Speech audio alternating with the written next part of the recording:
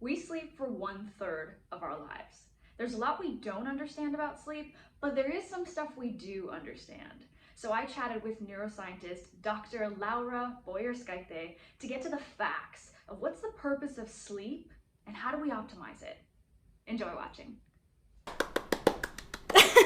Hello. Hi. Hello. Okay, so tell us a little bit about yourself. I mean, the word neuroscientist is pretty heavy, right? Yeah. So what do you actually do on a regular day? Yeah, that's actually a very good question. So, neuroscientist, let's take it from basics. I study brain. That's basically what I do. Yeah. Some other neuroscientists might study, let's say, spinal cord or some peripheral nerves, but I study brain, and I'm mostly interested in sleeping brain.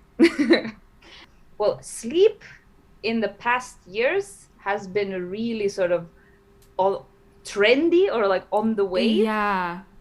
So there's more and more research there. So I think that in the past years, we have learned really a lot of new things about sleep. And I think that's awesome. And I think we're sort of continuing learning more and more things about sleep. And I think what makes me most happy is when I see how publicly people are more and more aware of how sleep is important and that you should take care of your sleep, because that sort of might, improve or fix up a lot of other things in your health or life and so on.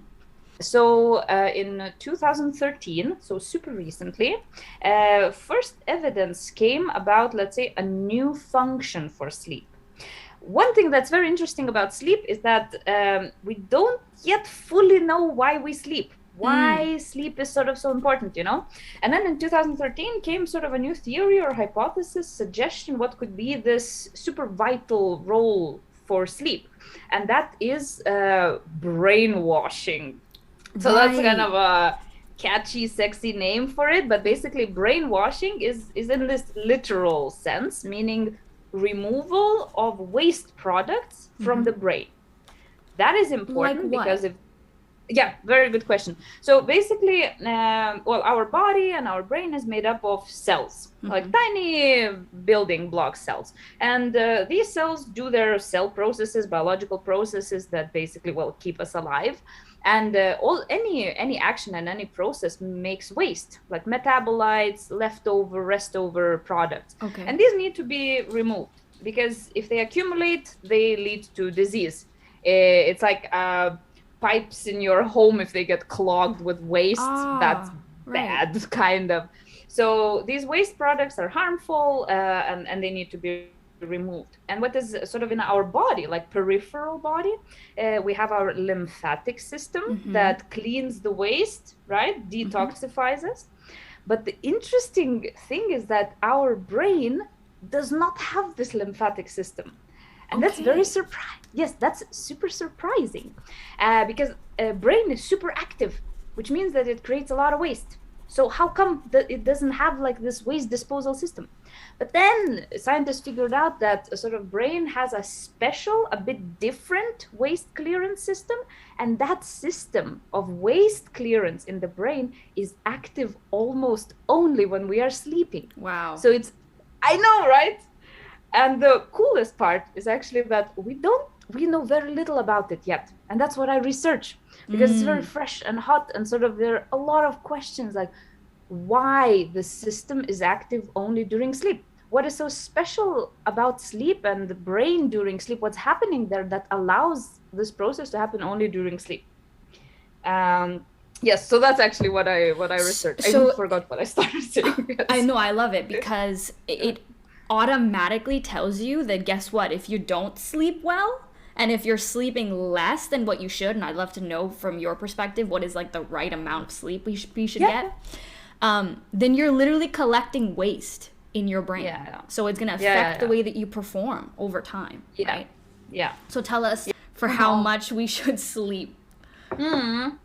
So regarding the average recommended or appropriate time for an adult, healthy, average person to sleep is anywhere between 7 to 9 hours. So that's already the average, and it has like 2-hour amplitude or range, you can see. So that's already it depends on an individual. It also depends where in your life you are and what you're doing. If you're training for a marathon, very likely you will need to sleep more to restore, recuperate, everything like that. Yes, and it of course depends a little bit on age and stuff like that, but on average 7 to 9 hours. Okay. But here it's important to say that I'm not saying that if you sleep, let's say 6.5 hours every day, that you should start panicking and over worrying, because that will just lead to insomnia from stress. Yeah, so like don't over stress there. But another important point here, because people often, when talking about sleep and healthy sleep, people often talk about not sleeping too little, sleeping enough. But important point is also that there can be something like too much sleep. And usually if a person continuously needs to sleep, let's say more than 10 hours a day, that signals something. Like, why are you so tired? It might be that maybe there is some kind of pathology, some maybe illness here happening in your body. So again, no panic, just observing and sort of try to, see whether you're getting appropriate amount of sleep for yourself. Fair enough. Something that Matthew Walker says is that when you dream, right, while you're sleeping, dreams do this thing that's apart from brainwashing. It's more about like, maybe processing your emotions. Right? Yeah. So yes. So you're definitely on the correct track, sort of. It's a little bit difficult to say if it's dreams per se, but so here, a little bit of basics.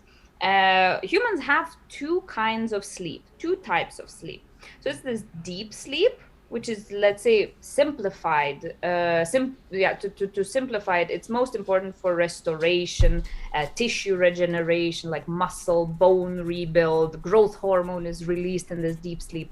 And then we have this another type of sleep, which is called rapid eye movement sleep, or REM sleep, which is also known as dream sleep. But it's a little bit inaccurate to call it dream sleep because we dream in all types of sleep. Yes. But it's basically this REM sleep, this rapid eye movement sleep, that has been shown to be correlated or associated. I would be careful with causation, but correlated, associated with, let's say, emotional processing or emotional health.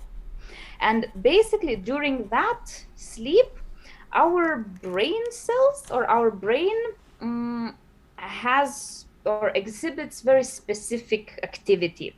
And it's this specific activity that it is believed that is associated with this emotional processing, where, for example, from very traumatic or emotional experiences, is as if you take the emotional charge away and just remember the event without sort of the trauma coming back. It's almost like it's preparing you for the next day.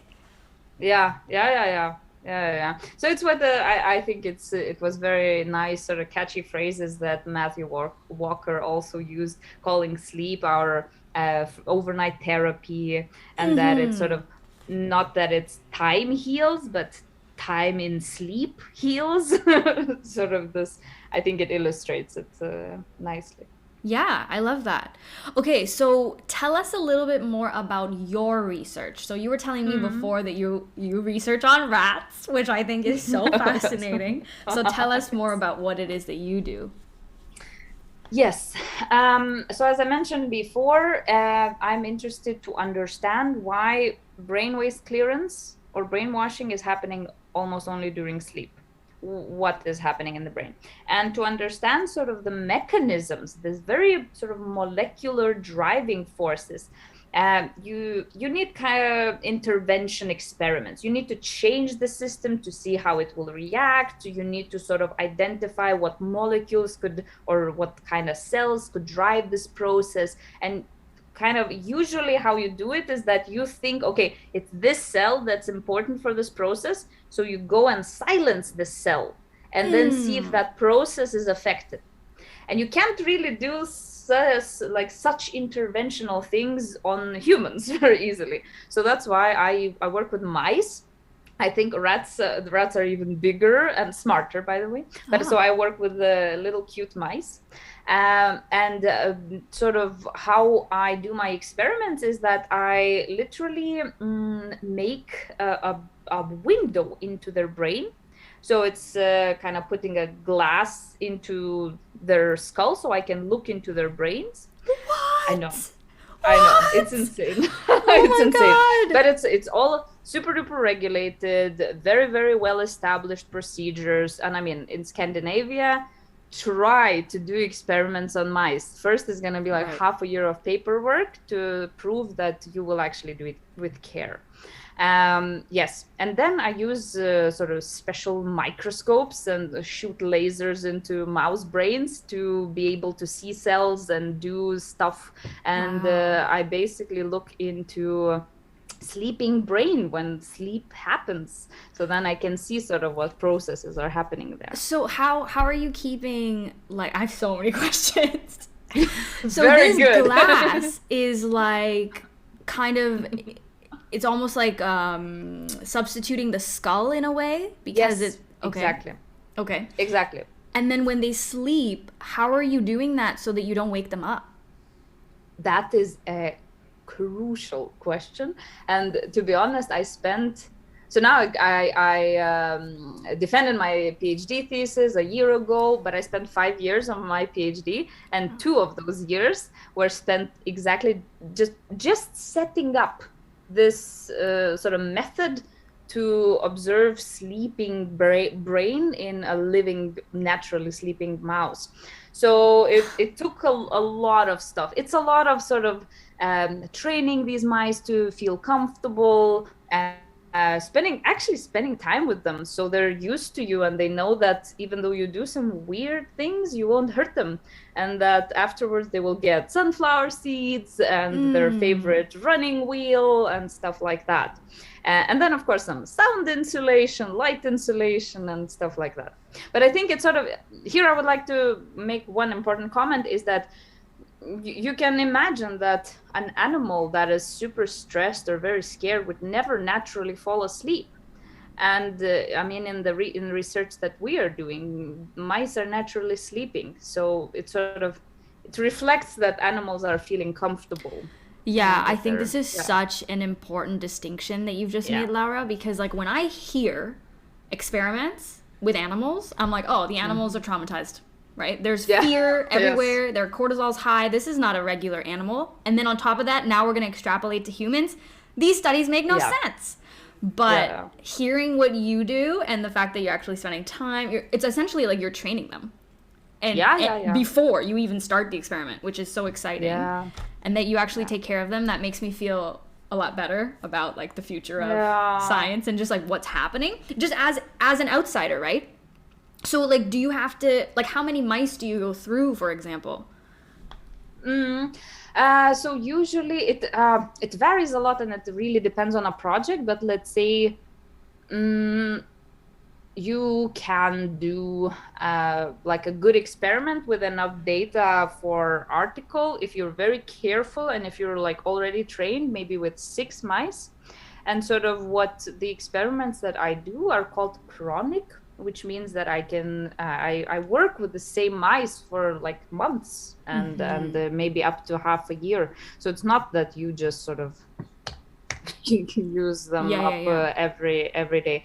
And I don't know, when I say the thing that I'm about to say, some people think that it's cruel or weird. Some think it's cute, but I think it's nice. But we also I give them names, and you get to know them. They are also a little bit different one to another. Some are sort of very sleepyheads. Others really like to just run around.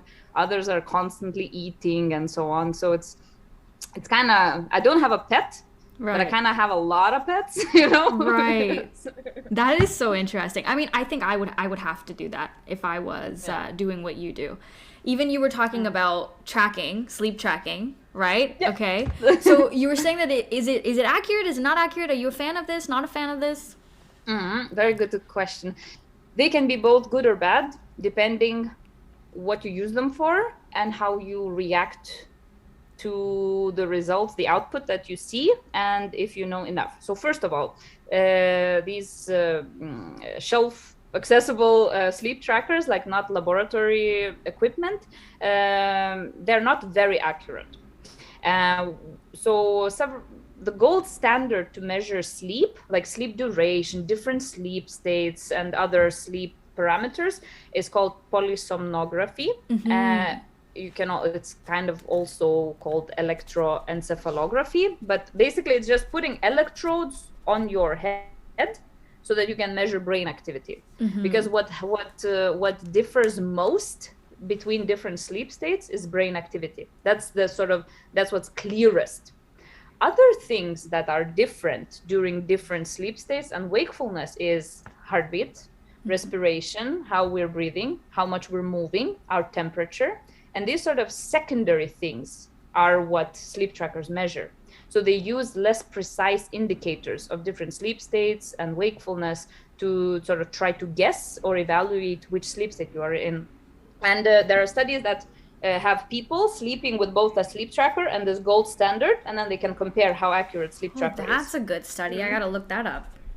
Yes, and it's actually a lot of sleep trackers that are verified like that. I was surprised. Like, it's all kinds of Fitbits, this Ring, this Aura. I don't know how to pronounce it, basically.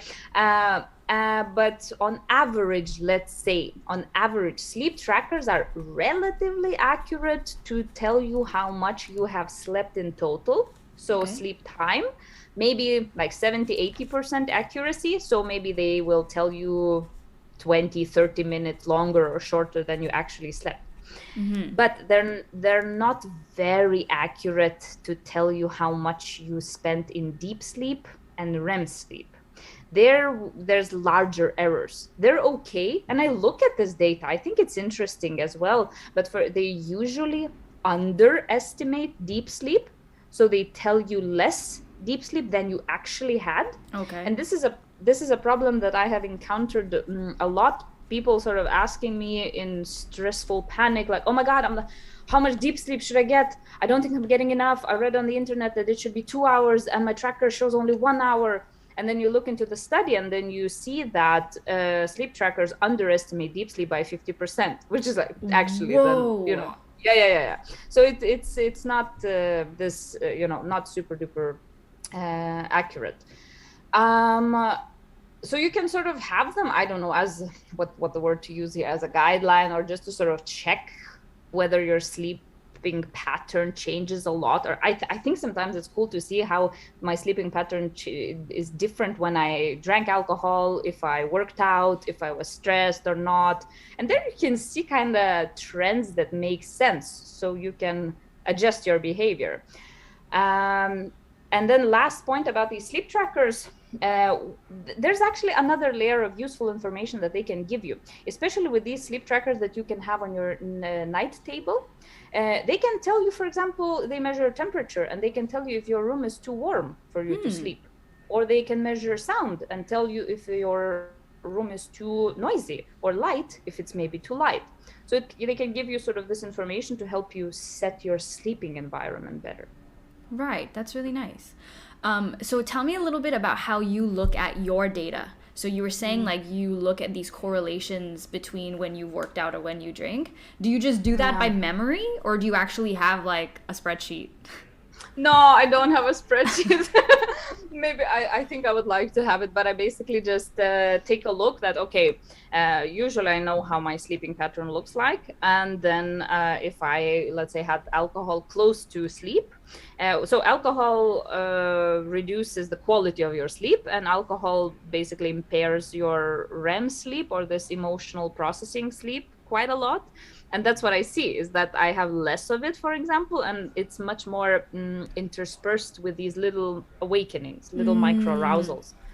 And then, I just like this kind of quality assurance almost, that, okay, biologically, this all makes sense. So sort of, yeah. So it's interesting that you know that alcohol reduces the quality of your sleep, and yet you continue to drink. So then for you, it's like, it's not a big concern, right? Oh no, sorry. Let's make it clear. So sometimes in life it happens that once a month or so, whatever, different for different people, there's an event and it's fun, and you have a glass of sparkling wine, and then you have another right before sleep, you know. But I'm not saying, I mean, alcohol clearly reduces quality of your sleep, but sometimes, let's say, the social event is more important than that one night of sleep. I don't know if you know what I mean, but I'm definitely not saying that alcohol doesn't have an effect on sleep or your health. Yes, it does, but right, you do trade-offs, and then everyone makes their own decisions. Right, but if you're like drinking every weekend, or if you're drinking multiple times a week, then it's starting to really have a larger impact. Yeah, absolutely. So it's all about how often sort of you do things, and sort of everything in moderation, and sort of not too much. And what are your thoughts on caffeine and sleep? Yeah, caffeine, very interesting. Actually, just today was answering some questions about how caffeine affects our brain and sleep for a Lithuanian news portal. So caffeine in general, I feel that there's a lot of information about caffeine coming from different angles, or opposing each other. Like you can read one title that says coffee reduces the risk of depression, and then there's another one just two articles below saying that coffee increases depressive symptoms, and then what do you sort of believe? And there are several points here that are important. First of all, coffee and caffeine are two different things. Mm-hmm. Coffee has a bunch of other biologically active compounds, and then if you just measure the effect of coffee, you never know if it's actually caffeine or coffee. Another thing is that so I want to cite Paracelsus, but I'm not going to cite him very precisely, but basically poison and medicine, the only difference is the dose. I mean, water, Right, yeah. Water is poison if you drink 20 liters of it at one time, at once, sort of. So it's I've recently looked through a very good quality, very, very big review of scientific articles on caffeine and coffee. And basically what the conclusion was is that, let's say, normal or small amounts of caffeine, it was up to 400 milligrams, so that's 2 to 4 average cups of coffee a day, is actually associated with some health benefits. It even acts neuroprotective. It might decrease risk of some neurodegenerative diseases, and increase your attention, even increase your mood. Caffeine actually affects our dopamine system, so sort of our happiness system, and can boost it. Yeah. But if you use a lot of caffeine, let's say above 500 milligrams, or a lot of caffeine. So more than 4 cups a day. Yeah, more than 4 or 5 cups a day, I would say. That is when caffeine turns not so good. It's just too much. It's just too much. So then it starts to harm you. And I feel that this is very interesting to even just think. I really like to think at things from evolutionary perspective. I feel that always makes sense. So even caffeine. Where's caffeine? Caffeine evolved in plants, and you can find caffeine in certain leaves of plants at very high doses, and then that is toxic and kills insects and bugs. But you can find caffeine at smaller doses in seeds and the insides of the flower, some parts, which actually increase the memory of insects that come to those flowers and makes them come again to this flower to sort of.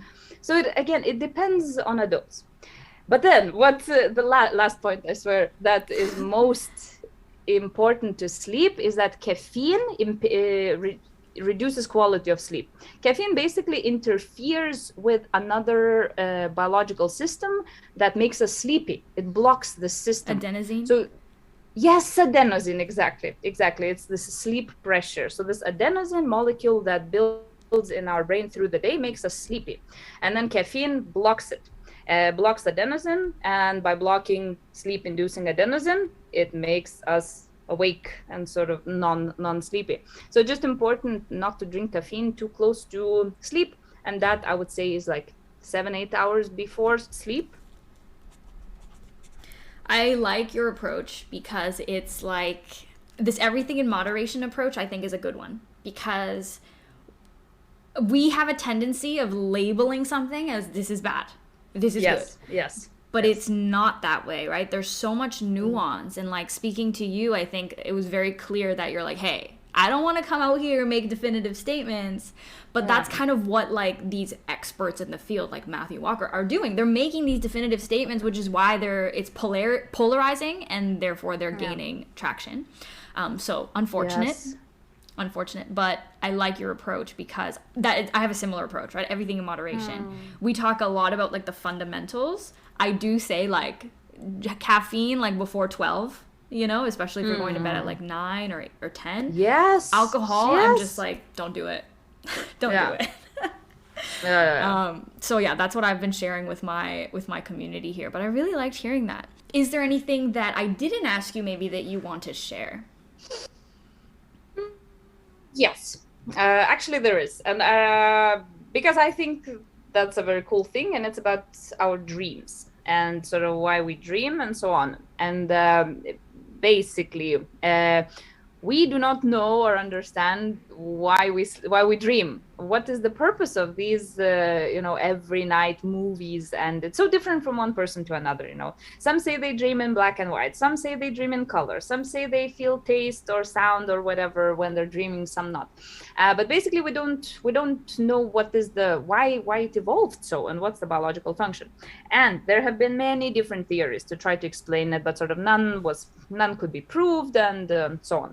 But recently, a new theory has been proposed, which I think is very cool and makes sense to me, at least. And I think more people sort of should hear about it. And one thing where I really, really like this theory is that it doesn't take into account sort of the content of the dreams. It basically takes into account the main characteristic of the dreams, which is weirdness and their difference from reality. So all dreams, no matter what, in principle they're weird. They are odd, different from our reality. And what this theory basically says is that dreams are here to inject some novelty and some weirdness in our brains, so our brains don't become kind of dull and stupid from the routine and everyday life. And that's so we are always prepared for some changes, so that we prepare to act on them, and that increases our survival, that we are sort of prepared for whatever can come. Because like every day is like the same and the same and the same and the same and the same, and then our brain might sort of not expect anything new, and then I don't know, a car comes or an animal comes, and then you're like bleh, and not really react to it. But then if your brain is ready for some new things, it can adapt quickly and sort of increase our survival rate. It kind of sounds like training by play. Yes. And this was inspired from artificial intelligence and machine learning. For example, if you have a self-driving machine, and sort of if you train this self-driving machine by just giving all roads of US. Okay. You train this machine to self-drive in kind of US roads. So then this self-driving machine will believe that roads of US are all the roads that are possible, and then put it in Italy or India. Do you think that machine will be able to drive there? Absolutely not, because it's a very different reality. So then what is being done, some special technique, which I know very little about, but basically in training then these self-driving machines, scientists put some black boxes or whatever, like they mask out part of the field of view, or do some kind of other obstacle, so that the algorithm has to learn to sort of adapt, to predict, to guess what will come. And that sort of dreams work in a similar way, to sort of inject this little bit of difference or unknowingness, so that the brain would be ready to sort of adapt. And that's so cool. I know. And the last point, which is very sort of relevant for our days now, and that supports this theory, is that under pandemic, scientists measured and observed that people have started dreaming much more weird, much more vivid, and sort of very weird, odd dreams and very intense. And it makes sense because now under pandemic lockdown, our routine increased like hell. It's the same every day. And then our dreams just went crazy to sort of accommodate for that, you know? Interesting. I know. I mean, I can say that for I- myself for a fact. The moment the pandemic started, I saw like all these like hero type dreams where the world was ending and I had to save it. I had to come up with solutions by myself. Nobody else would save me. Nobody else would help me. I had to figure it out by myself over and over again. Very cool. I like to say dreaming is like our brain's time to play. Yeah. Yeah, no, so thanks for everyone who joined, and thanks for a really nice chat discussion. This was very cozy and nice. So thanks for having me. Well, I'm thrilled that you were here and that I was able to ask you these questions. The whole glass skull on a mice, the fact that that's your daily job is fascinating to me. And yeah, I really love your candor, your honesty, and then also just like the accessibility of knowledge that you're sharing. Because obviously you're doing very complicated work, but you were able to explain it in such an easy to understand way. So I really appreciate that. Oh, that warms my heart. That's really what I try and aim to say, and I'm very happy if that went through. Absolutely did. Okay, guys, we are going to say bye to you now. Thank you so much for joining, Laura Bojarskaite. Yes, there we go. Okay. Okay, awesome. Bye, guys.